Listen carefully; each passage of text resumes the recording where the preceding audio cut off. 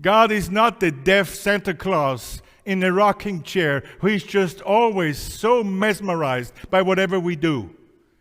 That's not Him. If that's your mindset, that's what the mega churches do. If that's your mindset of God, you have no clue of who He really is. You have no clue about the holiness of God, who He is.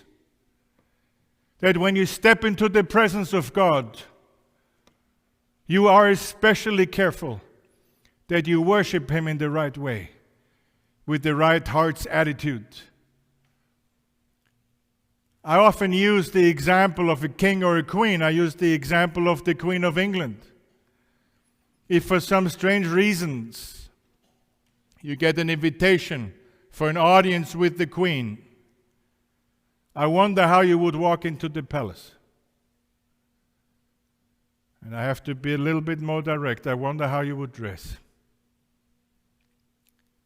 Would you go in shorts?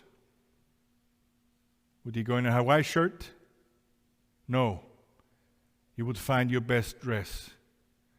And you would walk with much awe into the presence of Her Majesty. Why not into the presence of the King of heaven and earth? Is He not 1,000 times more majesty than all kings and queens of England could ever be? Why do we walk into His presence with such a cavalier attitude, if at all? Why do we think we can add to God's worship? Why do we so often think as soon as we have a chance to be up here for whatever reason, we make a show about ourselves and steal the glory from God, as it were? Why do we not understand that we step into the presence of the King of Kings and the Lord of Lords, the King of heaven and earth?